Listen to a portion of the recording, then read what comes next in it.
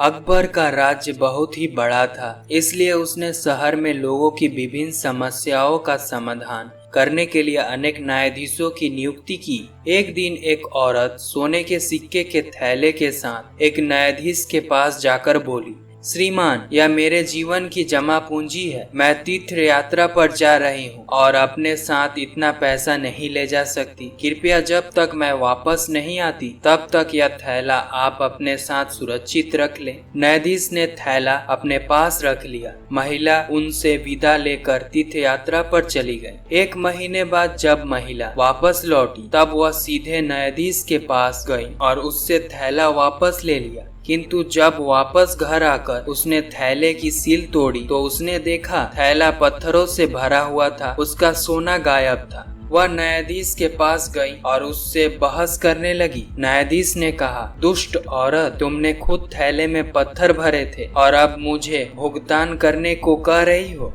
औरत के पास कोई और रास्ता नहीं था। वह न्याय के लिए बादशाह की अदालत में गई। अकबर ने जब कहानी सुनी तो वह बहुत हैरान हुआ। न्यायाधीश एक पुराना और शक्तिशाली आदमी था। अकबर बिना गवाह के उसे दंड नहीं दे सकता था, इसलिए उसने बीरबल को बुलाया और उसे सब कुछ बताया। बीरबल ने कुछ देर सोचा और फिर उसने अकबर से कहा, जहाँपनाह, आज सोने से पहले आप अपने बिस्तर की चादर को देखना। मैं इस मामले को कल हल कर लूंगा। अगले दिन अकबर ने बीरबल को कहा, मैंने वैसा ही किया जैसा तुमने मुझसे कहा था। जब मैं सो कर उठा तो देखा कि चादर बिल्कुल नई तरह की दिखी। बीरबल मुस्कुराया और बोला, जहाँपनाह, मुझे कुछ समय दीजिए, मैं आपको अपने गवाह ला कर दूंगा। कुछ समय के बाद बीरबल एक बूढ़े दर्जी को पकड़ कर लाया।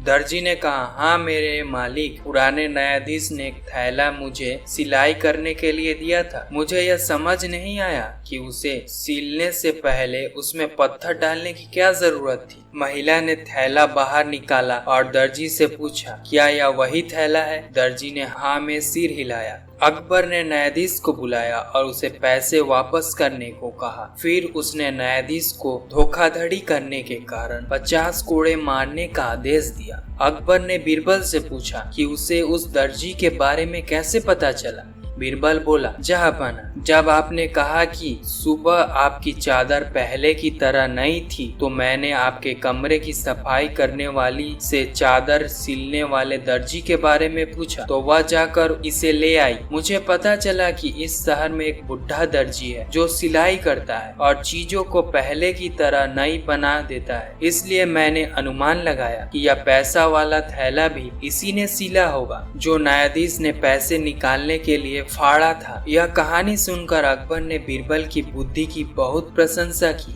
अगर आपको यह वीडियो अच्छी लगी हो तो आर्टिफिशियल मोटिवेशन चैनल को सब्सक्राइब कर दीजिएगा और ऐसी वीडियो देखने के लिए बेल आइकन पर क्लिक कर दीजिएगा। मिलते हैं नेक्स्ट वीडियो में नई कहानी के साथ।